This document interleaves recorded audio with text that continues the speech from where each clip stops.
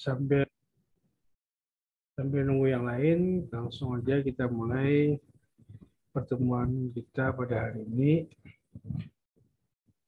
Kita mulai materi kita atau pengantar mata kuliah perilaku organisasi. Bismillahirrahmanirrahim. Alhamdulillahirrahmanirrahim. Wassalatu wassalamu ala asyrafil anbiya'i wal mursalin. Sayyidina wa nabiyina Muhammadin wa ala alihi washabihi ajmain. Amma ba'du. Alhamdulillah kita hari ini bisa berhadir pada perkuliahan secara daring atau online melalui via Zoom. Nah, yang mana kita hari ini memasuki pertemuan kedua.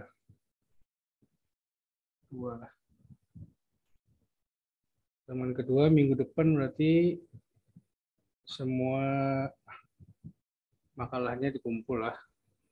Nah, ini kita punya waktu sekitar berapa nih, 35 menit lagi nih. Karena pakai Zoom gratis, jadi 40 menit aja lah. Nah, jadi bila nanti habis waktunya dan materinya masih ada, maka diharapkan masuk kembali lah ke link yang Bapak kirim sebelumnya.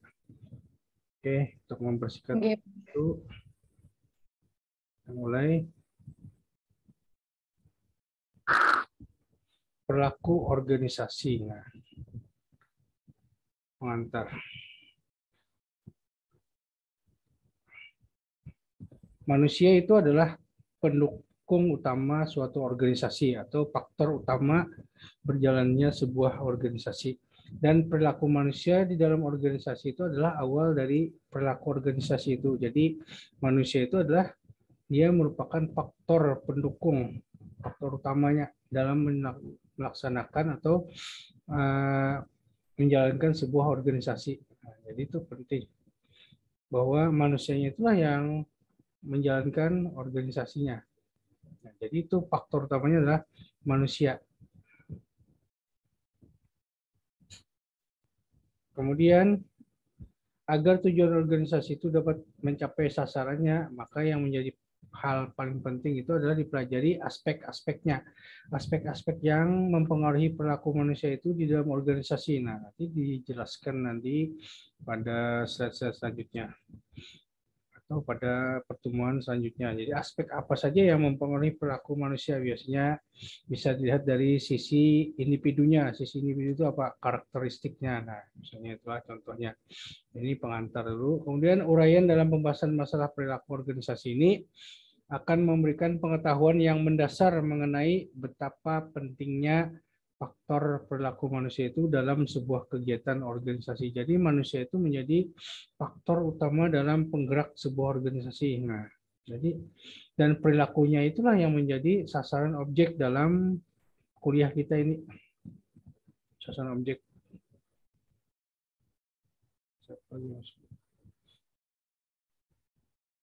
Lanjut.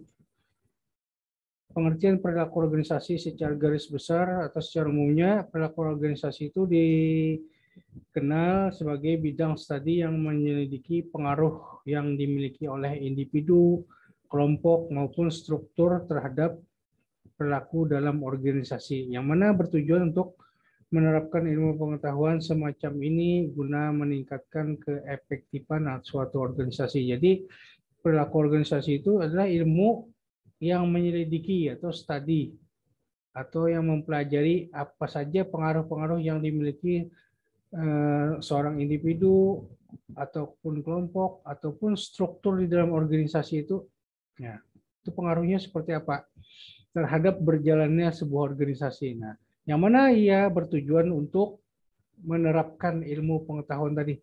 Jadi ketika kita sudah mengetahui pengaruh yang dimiliki individu atau kelompok tadi terhadap organisasi, maka secara teori maka itu dipraktekkan pengetahuan tadi. Nah, gunanya apa? Untuk meningkatkan keefektifan suatu organisasi. Jadi ilmu perilaku organisasi itu adalah ilmu terapan lah, yang mana teori itu langsung diterapkan.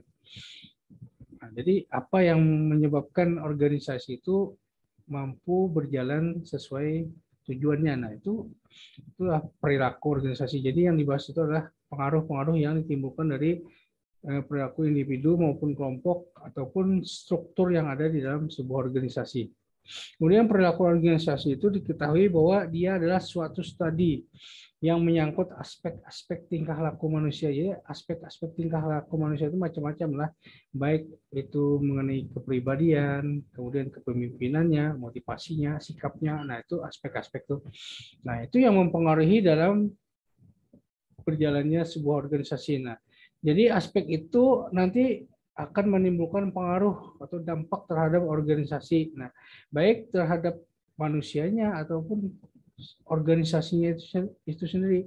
Jadi timbal baliknya ada individu atau manusianya itu bisa memberikan dampak terhadap organisasi ataupun sebaliknya organisasi memberikan dampak kepada individu itu. Misalnya kita masuk ke sebuah organisasi misalnya, atau yang nyamannya kita masuk ke kampus IAIN itu kan, kampus IAIN itu terkenal dengan kampus Islam. Nah, ketika masuk ke sebuah institusi besar atau organisasi yang mana memiliki visi dan misi atau tujuan, misalnya visi misinya menjadikan mahasiswa itu berpengetahuan dan beragama serta religius misalnya kan. Nah, di situ maka sebuah organisasi itu tentu ada tujuannya. Nah, tujuannya itu nanti akan mempengaruhi pola atau tingkah laku dari manusianya atau mahasiswanya. Misalnya ketika masuk ke dunia kampus Islam tentu akan merubah watak-watak atau sifat atau perilaku mahasiswa yang asalnya umum, misalnya yang sekolah di umum masuk ke pendidikan perguruan tinggi Islam, maka secara tidak langsung akan berpengaruh terhadap perilakunya, misalnya menjadi Islami atau religius. Nah, ketika masuk itu kan, karena ada aturan-aturan norma yang sesuai dengan kampus itulah. Nah, itulah pengaruhnya. Kemudian pengaruh yang ditimbulkan oleh manusianya atau mahasiswanya kepada kampus, misalnya apa? Mahasiswanya itu memiliki prestasi dalam bidang apa misalnya. Nah, itu nanti ketika dia di luar, dia membawa dampak kepada kampus itu sendiri. Nah, itu artinya berpengaruh lah. Misalnya dia seorang Kori misalnya, nah juara MTQ misalnya, nah itu dampaknya tentu sangat besar terhadap organisasi atau kampus itu. Contohnya lah ada epic istilahnya feedback-nya, nah itu dinamakan perilaku organisasi tadi. Nah, secara sederhana dalam mempelajari perilaku organisasi itu tercakup 4 unsur utama. Pertama adalah aspek psikologis tindakan manusia itu sendiri, artinya secara tidak langsung perilaku manusia itu merupakan faktor psikologis, nah kan, yang menjadikan sebagai hasil studi psikologi. Jadi misalnya perilaku manusia itu baik rajin, malas, misalnya motivasi ada, semangat dan pantang menyerah misalnya, itu merupakan bagian dari hasil studi psikologi. Misalnya, oh orang itu berjiwa kepemimpinan, itu dilihat dari mana? Dari karakteristiknya atau wataknya. Nah itu adalah aspek atau bagian dari psikologis manusia. Kemudian yang kedua adalah adanya bagian lain yang diakui cukup relevan bagi usaha dalam mempelajari tindakan manusia dalam organisasi. Maksudnya di sini adalah bagian lain itu adalah ilmu pengetahuan lain yang menunjang atau ilmu terapan lain yang memberikan kontribusi terhadap usaha mempelajari perilaku manusia. Nanti dijelaskan di slide selanjutnya. Yang bagian lain yang cukup relevan inilah. Yang kemudian aspek selanjutnya adalah perilaku organisasi itu dia adalah bagian dari sebuah atau suatu disiplin ilmu. Nah, jadi perilaku organisasi itu dia merupakan suatu disiplin.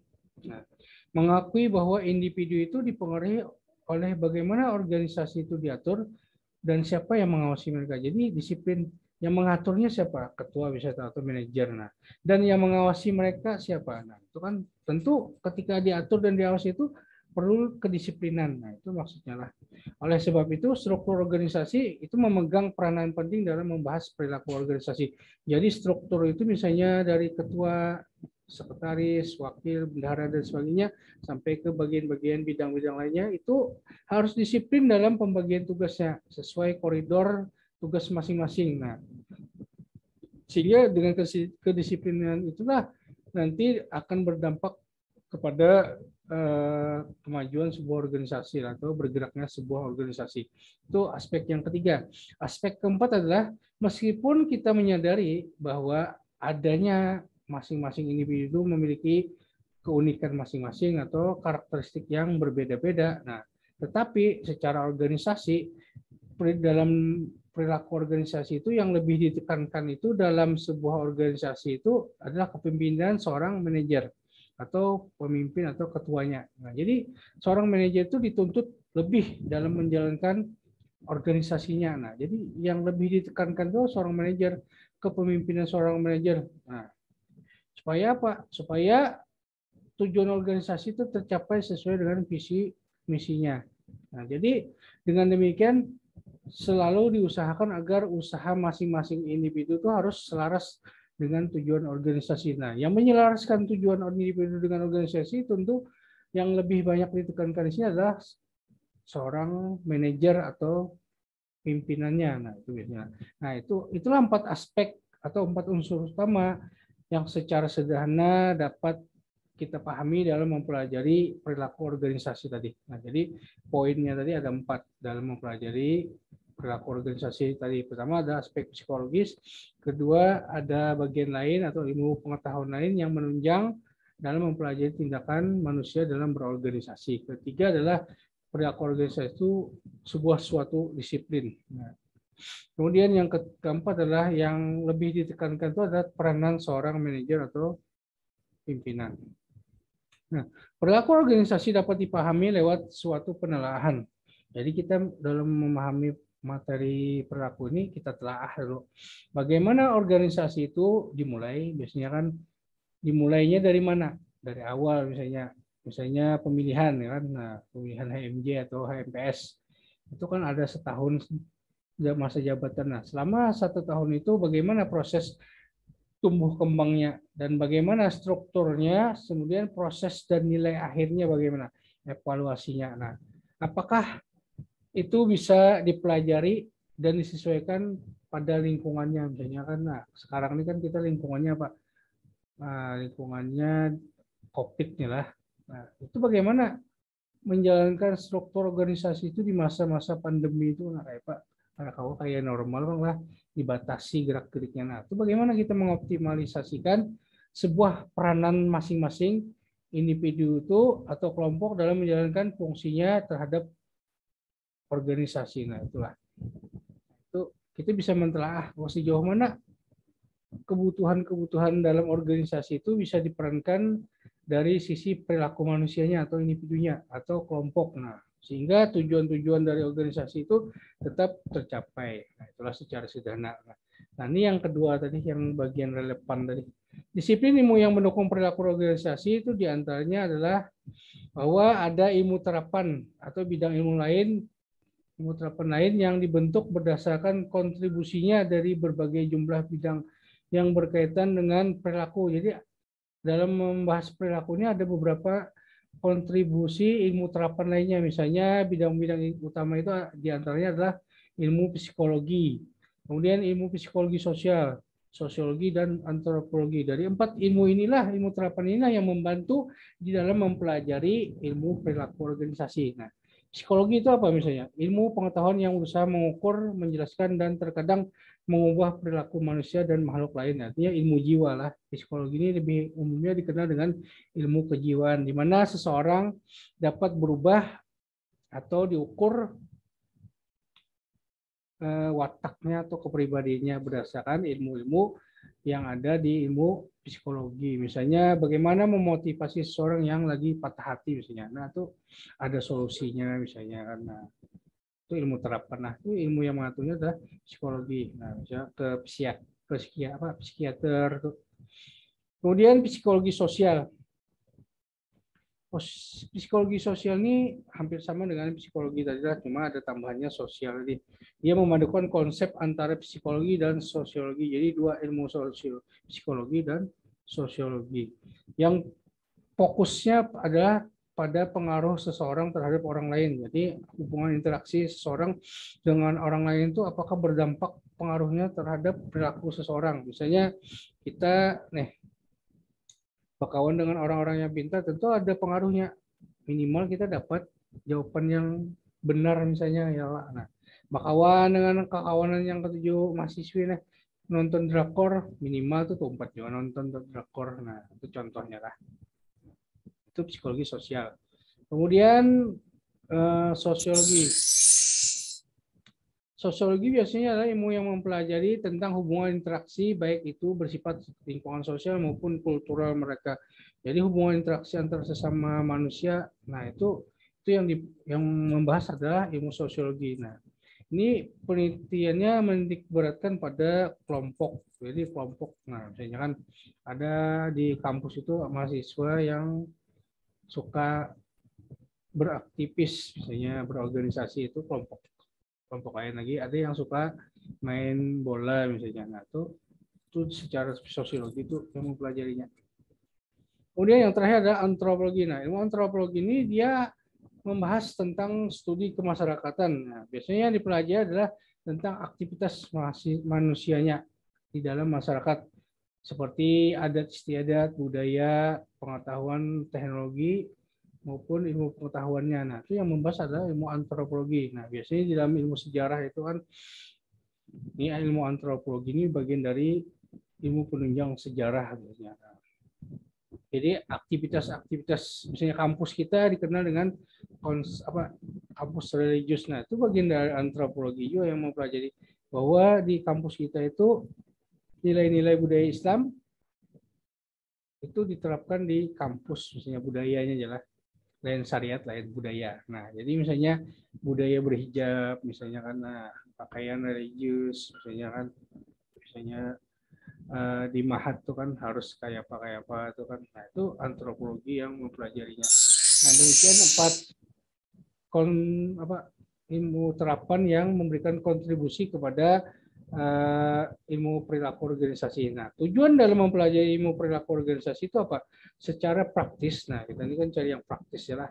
Tujuan praktisnya apa? Dari penelaahan studi ini, maka kita dapat menyimpulkan bahwa dalam mempelajari perilaku organisasi ini, kita bisa mendeterminasi bagaimanakah perilaku manusia itu mempengaruhi usaha pencapaian tujuan-tujuan organisasi. Jadi ada pertanyaan, sejauh mana kontribusi dari seorang atau dari individu itu atau kelompok itu terhadap pencapaian tujuan-tujuan organisasi. Nah, atau sejauh mana pengaruhnya seseorang itu terhadap berjalannya organisasi itu. Nah, itu maksud tujuannya adalah mempelajari organisasi. Jadi ketika kita mempelajari materi ini, kita tahu sudah misalnya dalam kepemimpinan, misalnya materi kepemimpinan, maka kita melihat tujuan dari sebuah organisasi itu tergantung pemimpinnya. Nah, tahu sudah.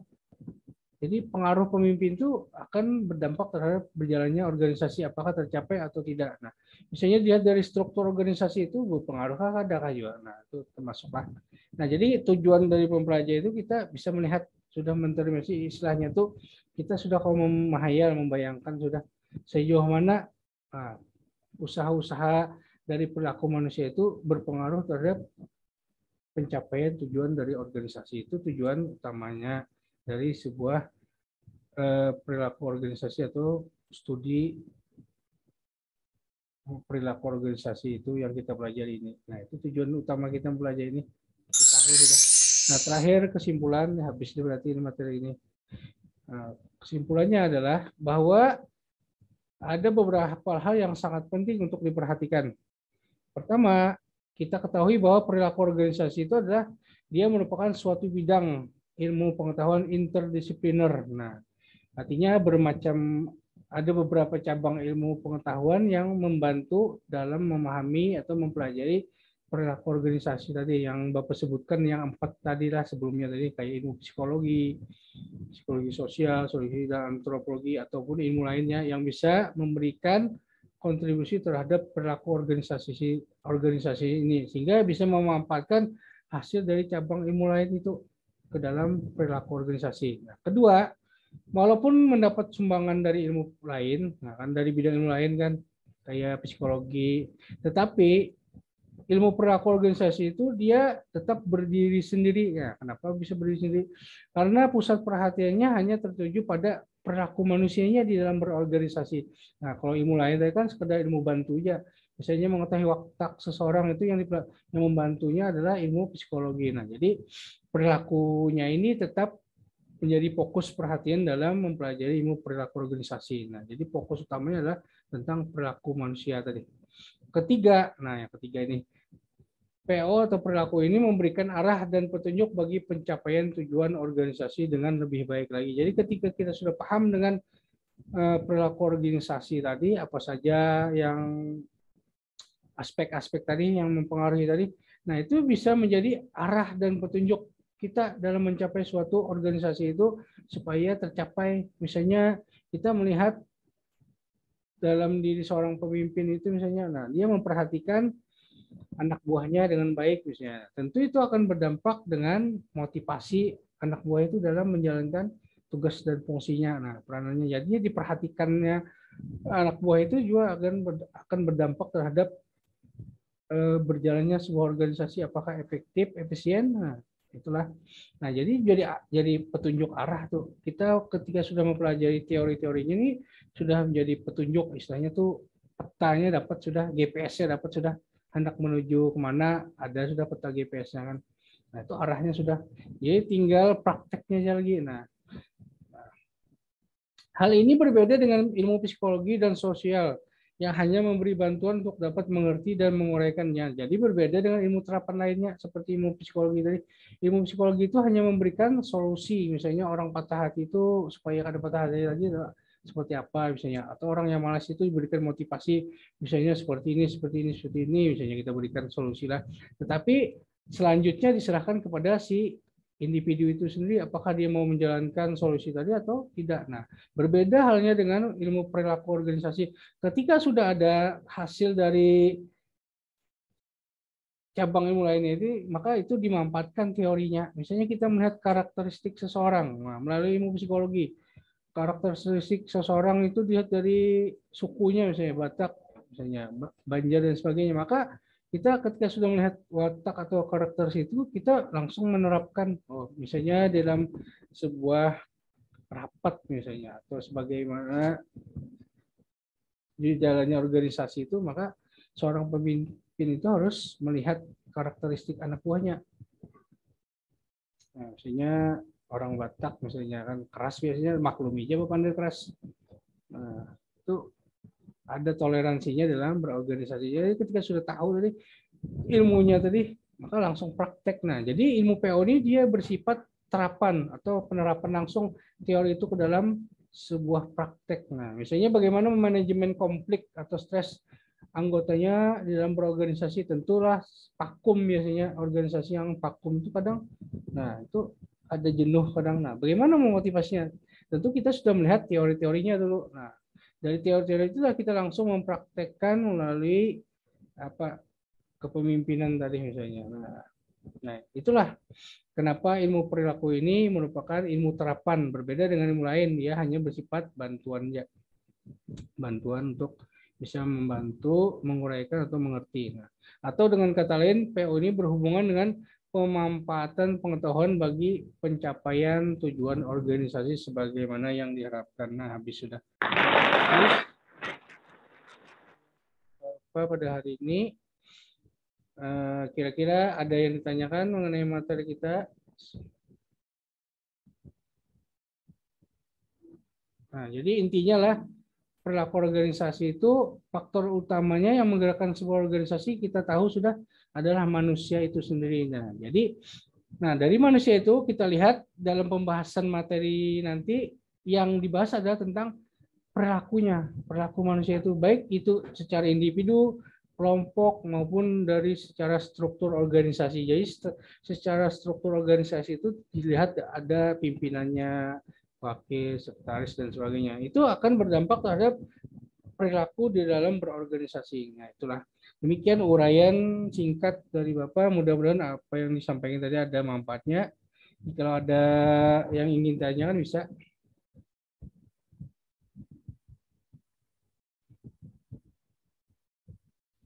Hanya bergabung. Nah. Ada yang tanyakan lah kira-kira. Ini sikat ya, karena ini sekedar pengantar ya lah. Jadi nanti kelompok satu itu yang membahas perilaku individu. Nah itu nanti itu yang akan membahas secara detail dan mendalam atau secara terperinci bagaimana perilaku individu itu dilihat dari segi apa saja, misalnya dari segi karakteristiknya, sikapnya, motivasinya. Nah itulah. Nah itu kemudian perilaku kelompok nanti ada lagi itu. Biasanya kalau setiap materi itu kalau kuliah perilaku organisasi di offline itu lah di kelas biasanya ada game-nya biasanya. Ada game-nya setiap materi itu. Karena untuk memahamkan materi itu untuk perilaku organisasi itu harus pakai praktek istilahnya lah. Jadi kada mesti juga bang. Cuma bila ada game tuh rame gitu nah. Misalnya kelompok, nah misalnya kan itu rame itu ada gamenya. Atau komunikasi, nah misalnya tebak kata, nah, atau kayak apa menyambung kata itu rame itu. Kira-kira bisa dipahami lah penjelasan dari Bapak tadi. Kedengaran nggak?